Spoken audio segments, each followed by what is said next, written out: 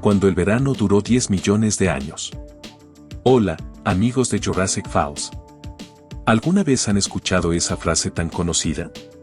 Hablamos de esos días interminables de vacaciones de verano, donde el sol parece brillar para siempre, hasta que la realidad y el colegio regresan para recordarnos que todo lo bueno tiene un final.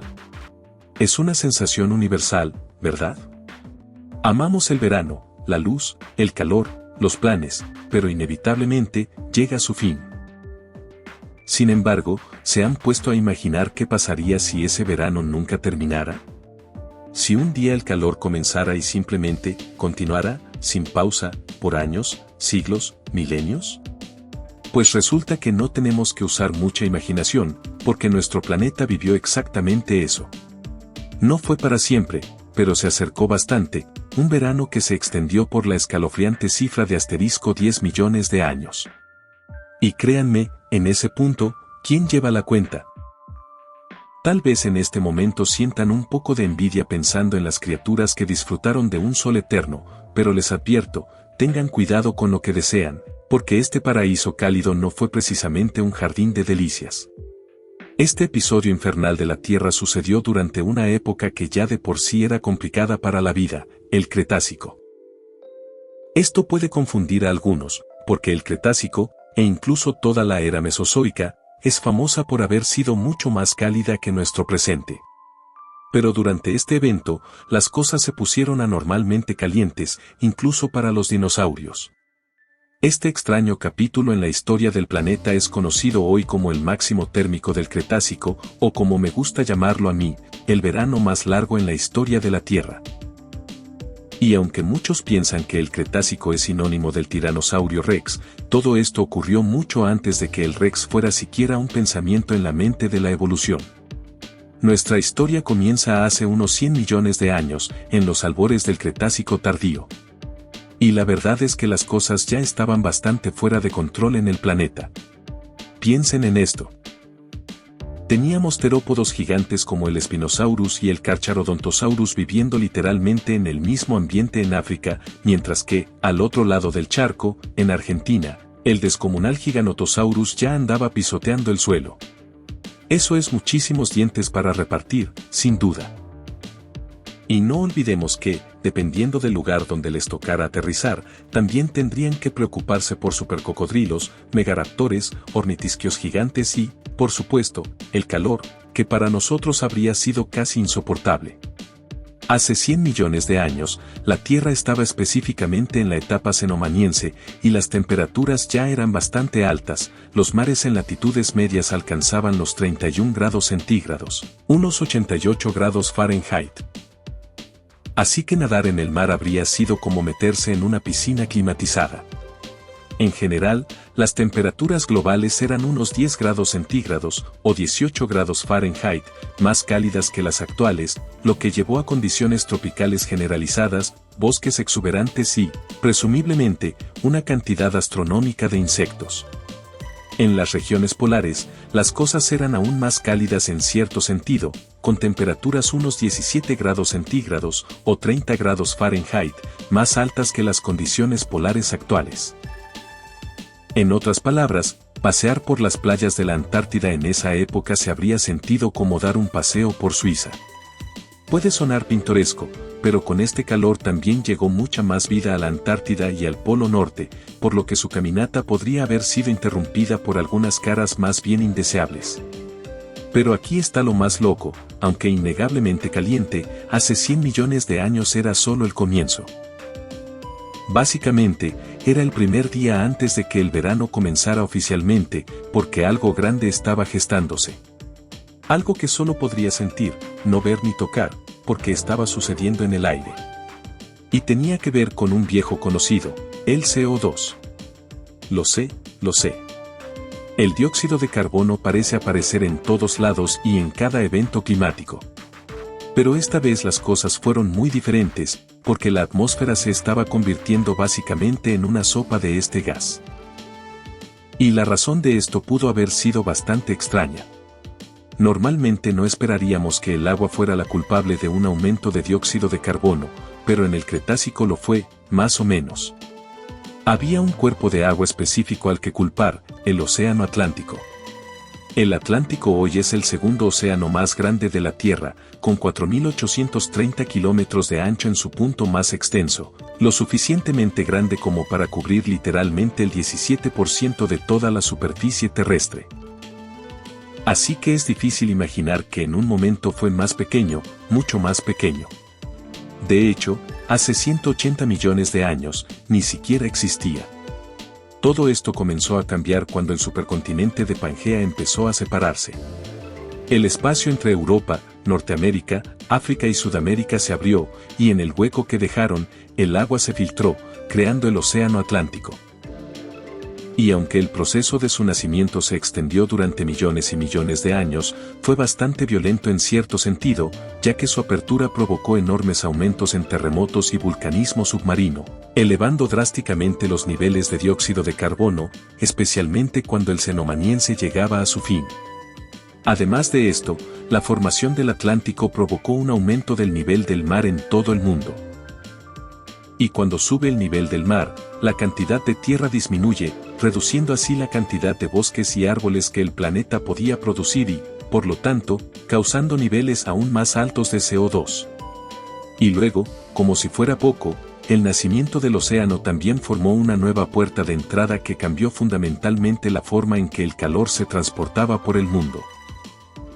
Hizo que los océanos fueran más lentos, permitiendo que mayores cantidades de calor y dióxido de carbono quedaran atrapadas, lo que finalmente tuvo el efecto de convertir la atmósfera en una espesa sopa de este gas que alcanzó su punto máximo durante la etapa turoniense, que comenzó hace aproximadamente 94 millones de años. Y así, en este punto, podríamos decir que habíamos entrado oficialmente en los meses más brutales del verano.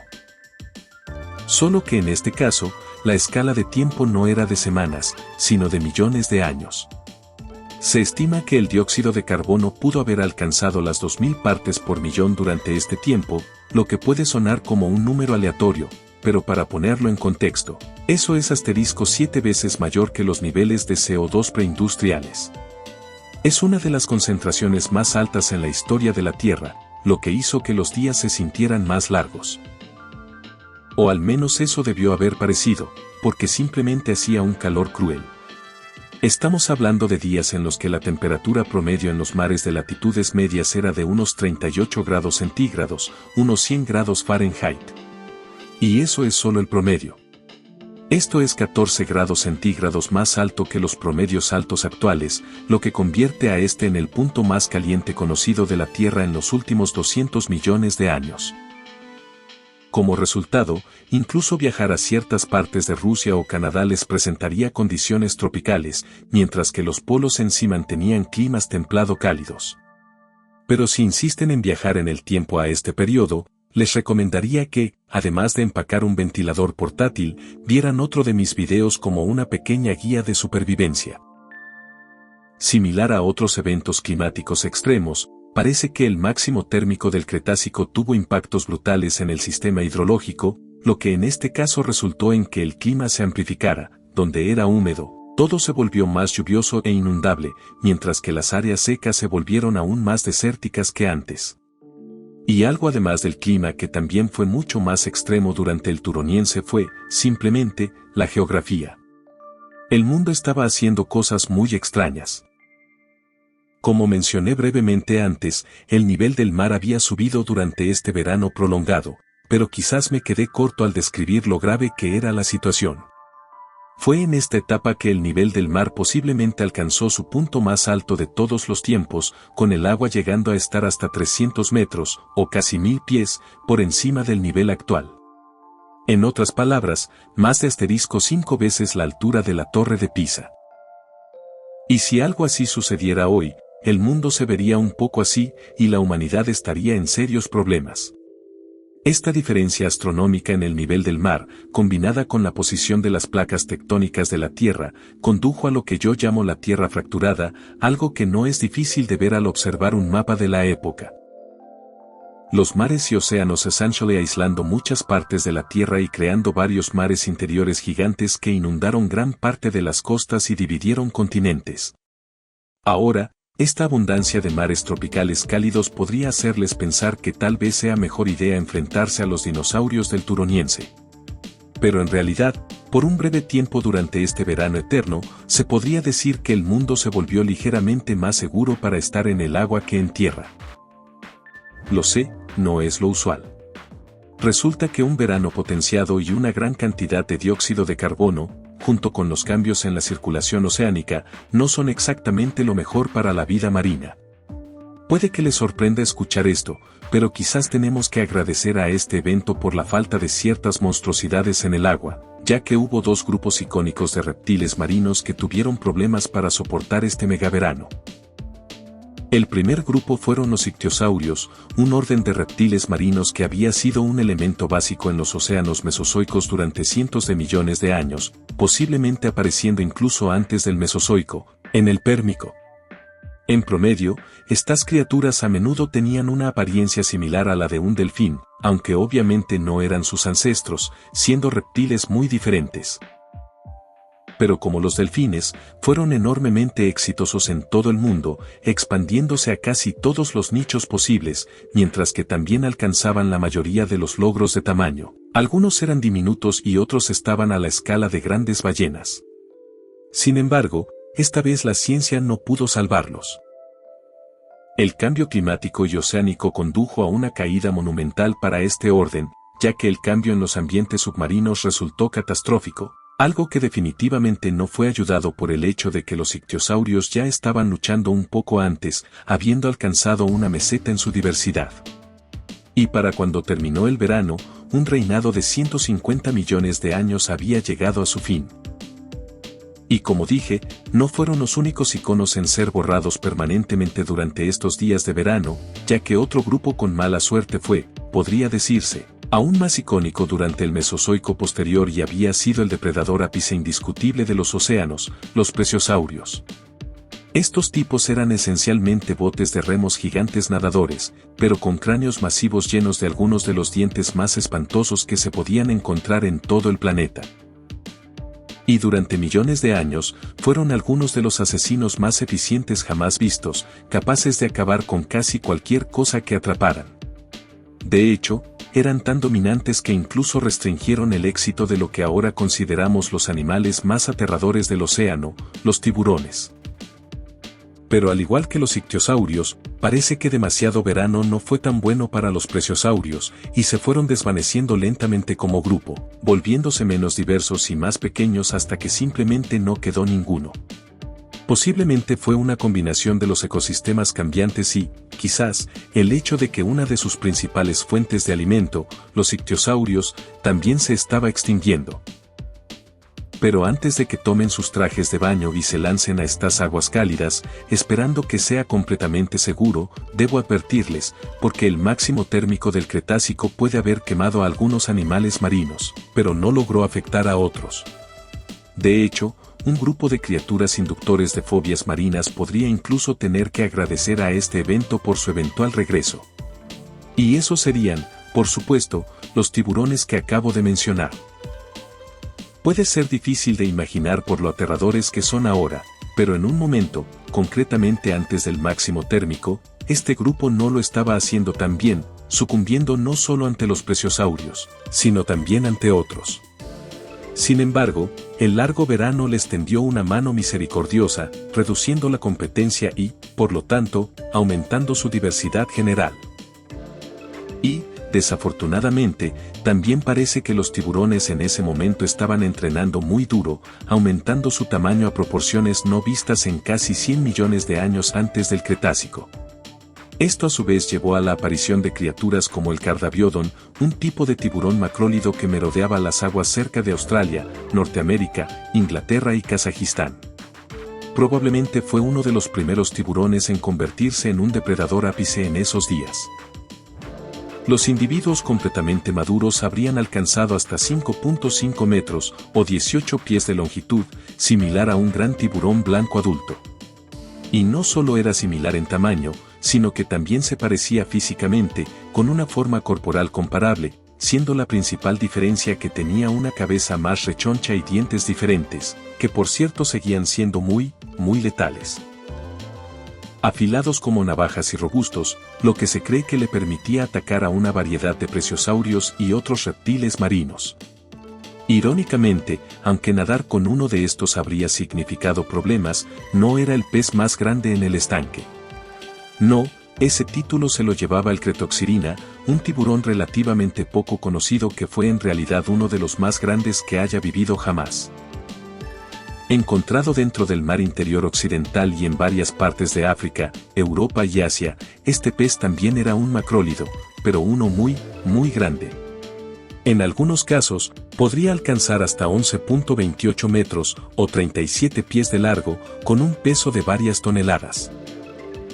Así que, como mínimo, esta cosa habría parecido más grande que un tiburón ballena, y era absolutamente más malvado que uno, con no solo dientes en forma de cuchilla, sino también un plan corporal similar al de un tiburón tigre, aunque con una cabeza proporcionalmente mucho más grande y unas mandíbulas absolutamente ridículas que le permitían comer a otros gigantes incluso, presas blindadas como tortugas marinas, cuyo caparazón se ha encontrado en el contenido estomacal de un espécimen. Y, hablando de tortugas, este parece ser otro grupo que se benefició del máximo térmico, lo que llevó a múltiples especies cuyos caparazones por sí solos eran más largos que un jugador de la NBA promedio. Volviendo al área de la fobia marina, no podemos olvidar al legendario Asteriscos-Hypactinus asterisco, una amenaza del mar interior occidental que también apareció alrededor de este tiempo. Y luego también tenemos al menos aterrador pero más extraño Aquilolamna, que también era un tiburón. Aunque sí, es difícil de creer viendo esas inusuales aletas en forma de alas que ayudaban en la propulsión submarina. No se preocupen demasiado, porque aunque encontrarse cara a cara con uno de estos tipos seguramente sería impactante, no estaría muy interesado en ustedes, ya que tenía una estructura facial bastante extraña que parecía estar mejor adaptada para tragar plancton que para arrancar carne de un megapredador. Aunque admito que ver a uno de estos chicos habría sido inquietante y probablemente malo para mi corazón. Así que, en general, mientras este evento eliminó a algunas criaturas inductoras de fobias marinas, también agregó bastantes nuevas. Y esto, desafortunadamente para cualquier buzo, no se limitaba a los tiburones, ya que otro grupo que aparentemente recibió un gran impulso fueron los mosasaurios. Estos tipos no necesitan presentación, ya que son prácticamente el grupo más icónico de reptiles marinos de todo el Cretácico. Y es aquí, de hecho, donde obtuvieron su inicio, o al menos podría haber sido, porque tras la monumental paliza que recibieron los ictiosaurios y plesiosaurios, los mosasaurios parecen haberse diversificado y radiado enormemente. De hecho, los fósiles más antiguos clasificados en esta familia provienen directamente del Turoniense. Pero a diferencia de algunos grupos, a estos tipos no les tomaría mucho tiempo ponerse en movimiento. Durante el máximo térmico del Cretácico, ya habrían tenido que cuidarse de múltiples mosasaurios tempranos. Algunos habrían sido lo suficientemente pequeños como para solo mordisquearlos, como el diminuto Dayasaurus o el Sildastes, un poco más grande. Pero también había algunos que podrían haber causado daños graves, como, por ejemplo, el Tetisaurus, un miembro que era tan largo como un tiburón toro y tenía una boca llena de dientes desagradables. Y aunque era un mosasaurio, podrías haberlo confundido con un dragón de Komodo extraño y hambriento de gran tamaño, dadas sus extremidades. No es que realmente hiciera una diferencia en términos de lo que sucedería si te topabas con uno. Sin embargo, aunque este tipo era ciertamente aterrador, todavía estamos en las ligas menores, por así decirlo, porque también estaban el Jaguarasaurus y el Angolasaurus, dos mosasaurios que superaban los 3 metros, o 10 pies de largo.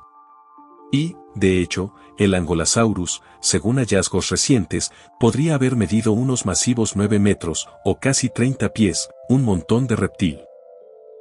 Pero antes de que se asusten demasiado, pueden consolarse con el hecho de que tenía una constitución bastante ágil y esbelta en comparación con los mosasaurios posteriores de longitud similar.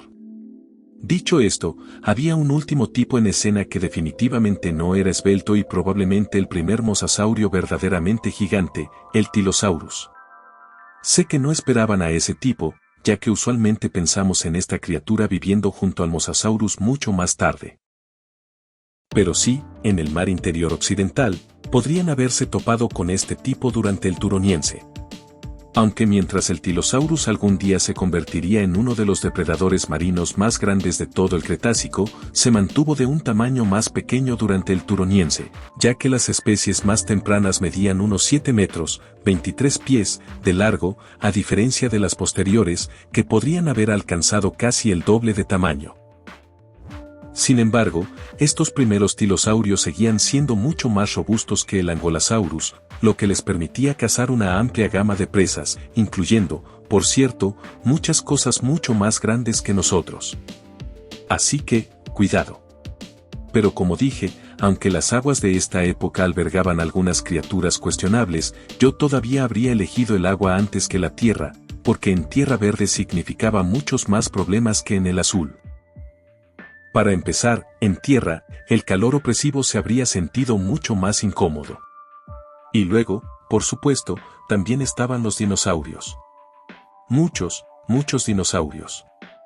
Y a diferencia de lo que pasó en el agua, no vimos tanta extinción en dinosaurios u otros animales terrestres durante el máximo térmico. Más bien, el evento simplemente causó una gran reorganización. Una reorganización que, se podría argumentar, hizo a los dinosaurios aún más poderosos que antes. Para ser exactos, el aumento de temperatura y el cambio climático llevaron a una renovación total en los ambientes terrestres, las sabanas se volvieron más comunes, mientras que la flora pareció diversificarse, en gran parte gracias a los niveles más altos de CO2. ¿Y a quién le gustan los árboles más grandes? Exacto, a los animales grandes a los que les gusta masticar esos árboles. ¿Y qué grupo de animales ya tiene muchos amantes de las plantas gigantes? Sí, lo adivinaron, los dinosaurios. Y de todos los grupos, fueron, por supuesto, los saurópodos los más grandes. Antes de este verano monumental, los saurópodos ya lo estaban haciendo bastante bien. Se encontraban en todo el mundo y alcanzaban tamaños masivos. Miren, por ejemplo, al Patagotitan de 31 metros, o 102 pies de largo, que vivió en Sudamérica durante la etapa cenomaniense. Podría haber pesado hasta 57 toneladas, lo que significa que podrías meter más de 7 elefantes africanos adultos en solo uno de ellos. Sin embargo, las cosas se pusieron aún más locas después de que el máximo térmico golpeara, la diversidad de saurópodos se disparó, especialmente en latitudes debajo del Ecuador. E interesantemente, su tamaño promedio alcanzó un punto de ruptura, quizás gracias a todos los árboles de gran tamaño, lo que en última instancia nos dio lo que, por ahora, se considera el dinosaurio más grande de todos los tiempos y la cosa más grande que haya caminado sobre el planeta, el Argentinosaurus. Decir que esta criatura habría sido un espectáculo para la vista se queda corto. Y por su nombre, pueden deducir que este coloso se encontraba en Argentina. Se cree que los adultos de este género podrían haber alcanzado las descomunales 80 toneladas y 36 metros, o 118 pies de largo. Y esto, amigos míos, es una estimación basada en evidencia sustancial y no controvertida, lo que significa que en realidad hay estimaciones más altas a partir de restos más fragmentarios. Pero déjenme decirles, incluso en este tamaño conservador, 80 toneladas sigue siendo absolutamente absurdo. Es como meter 2 tanques de guerra en una sola criatura viviente, una criatura que, de alguna manera, mantuvo su capacidad para caminar. Otra forma de pensarlo, el Diplodocus es uno de los saurópodos más famosos y obviamente un gigante, y sin embargo era tan pequeño en comparación con el Argentinosaurus que podrías haber metido 6 Diplodocus en un solo Argentinosaurus. Ahora imaginen una manada entera de ellos pisoteando el terreno. Habría sido literalmente una locura, y tuvieron un papel masivo en dar forma a su ecosistema, tal como lo hacen las manadas de elefantes hoy, pero a una escala mucho mayor. Sin embargo, en última instancia, aunque fue el más grande, el Argentinosaurus fue solo uno de los numerosos saurópodos que ocuparon el planeta y se beneficiaron del máximo térmico, con múltiples géneros conocidos en Australia, Asia y otros que vivieron junto al Argentinosaurus en Sudamérica. Pero, hay que admitirlo, ninguno realmente se acercó a rivalizar con él en tamaño. En general, era un buen momento para ser un saurópodo. Y como dije, su diversidad se disparó. Pero con eso dicho, algunas malas noticias vinculadas a esto fueron que su aumento en diversidad también aumentó la diversidad de lo que podría haberlos comido.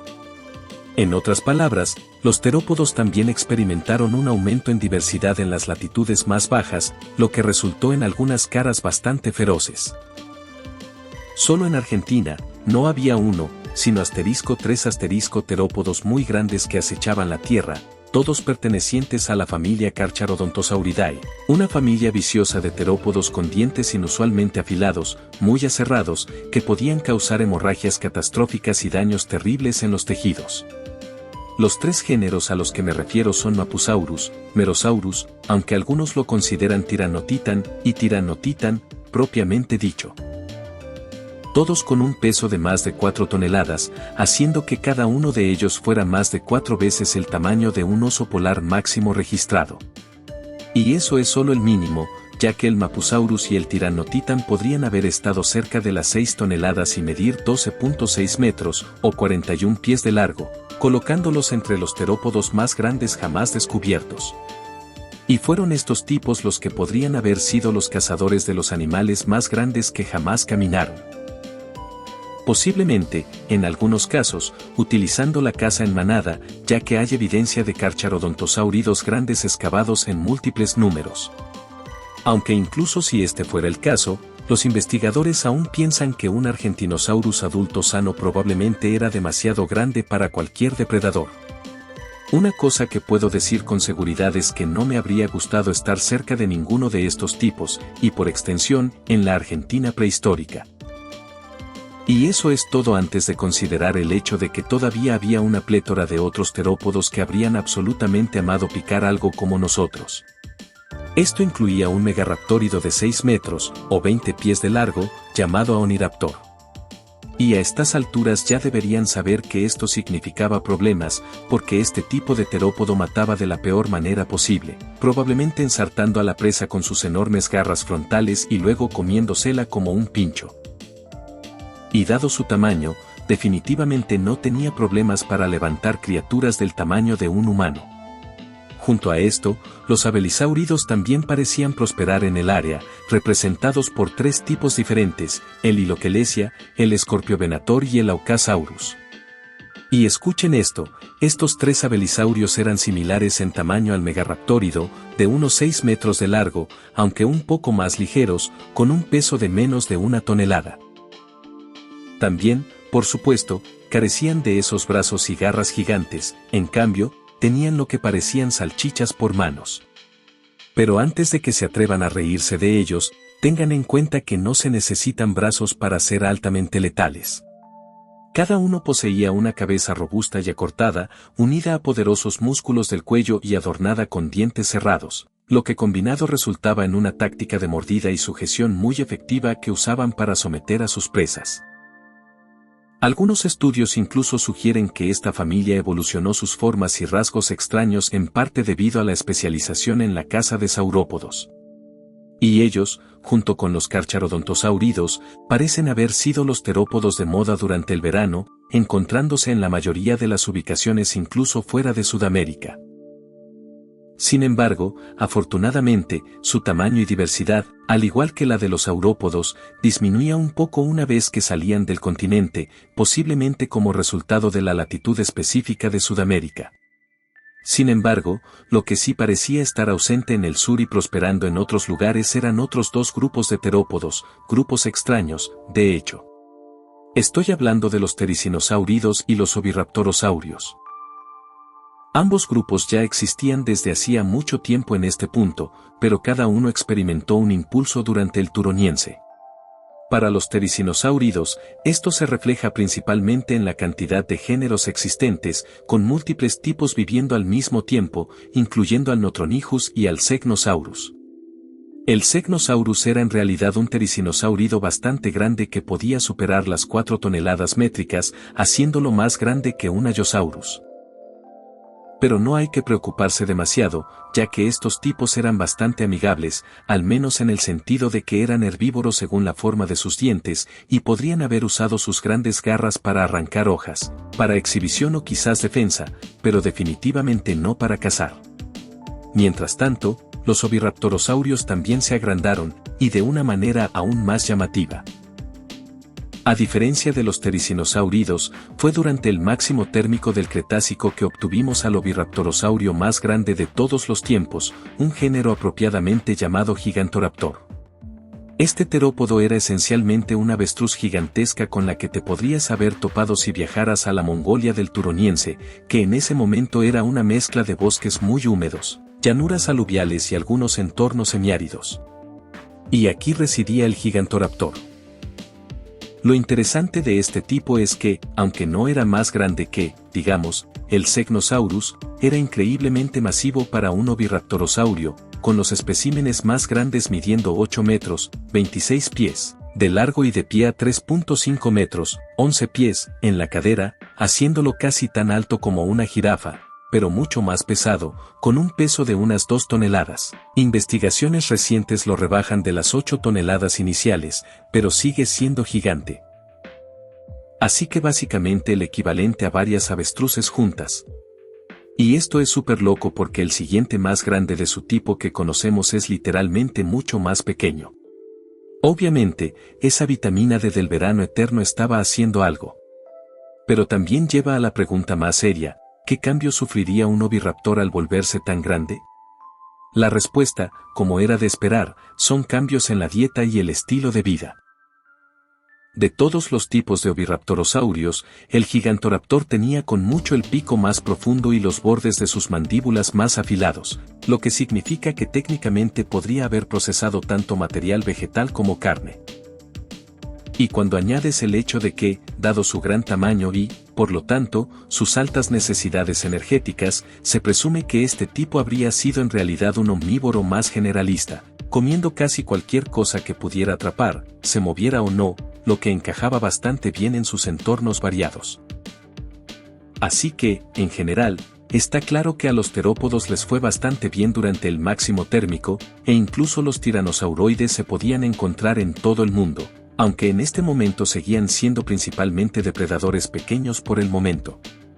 Sin embargo, no podemos olvidar que, junto con saurópodos y terópodos, también estaban los ornitisquios. Quiero decir, estos tipos estaban en todas partes y también se vieron mayormente impactados por el nuevo calor y los cambios que vio el mundo.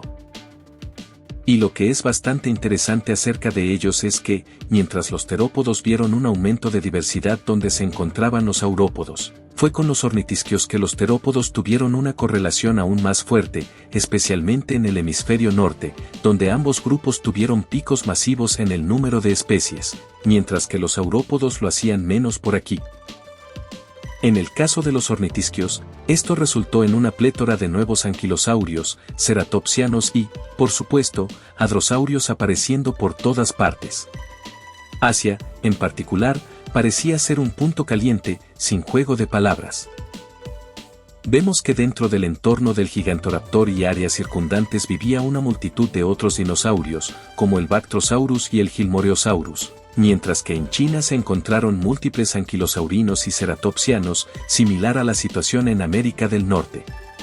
Así que, en general, creo que es bastante seguro decir que este verano extendido terminó jugando un papel enorme en la evolución de los dinosaurios y, realmente, de la vida en la Tierra en general. Así que la próxima vez que deseen que el verano nunca termine, tal vez piensen si eso es realmente lo que quieren. Si les ha fascinado este viaje al verano más extremo que nuestro planeta jamás haya visto, no olviden suscribirse a Jurassic Falls. Cada suscripción nos ayuda a seguir excavando en lo más profundo de la prehistoria para traerles estas historias increíbles.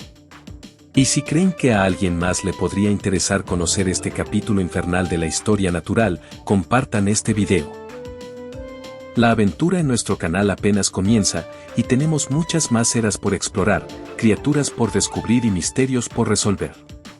Gracias por acompañarnos en este viaje a través del tiempo, y hasta la próxima, aquí, en Jurassic Falls.